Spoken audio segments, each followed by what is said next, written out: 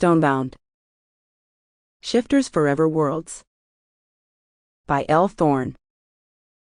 Part 1. Chapter 1.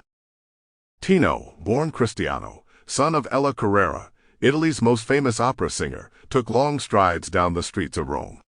He was oblivious to the admiring glances of others, this handsome, chiseled-faced man with a strapping chest and muscular arms. He was a man on a mission, and not the most pleasant of ones. If Tino could have had his way, he'd have stayed sunk into a state of solitude and avoided people.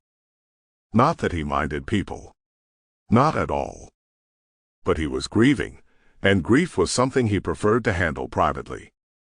He took a deep breath, his chest expanding, the fabric of his shirt straining, then he released the air with a long whoosh. Might as well get it over with. Then what? Then back home. Back to his studio, back to sculpting.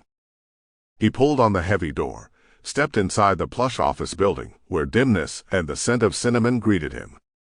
The lady at the front desk, hair pulled back in a severe bun offset by stark red lipstick on a pale face, nodded to him and reached for a button. Tino knew the button would send a signal, and that seconds later he would find himself in the company of one of his mother's lawyers.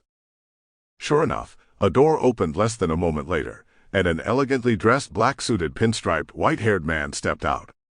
A man Tino knew well enough, considering he was a regular attendee at Tino's mother's performances.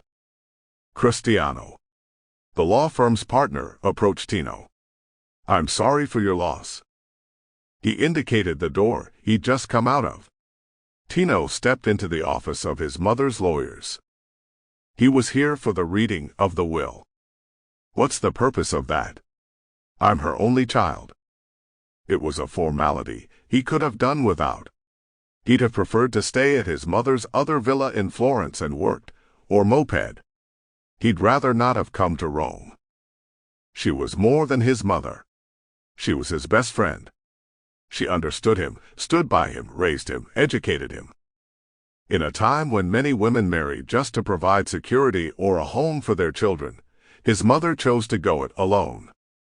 Thank you, Roberto. It's the world's loss, though her memory will live on with her many fans. True enough.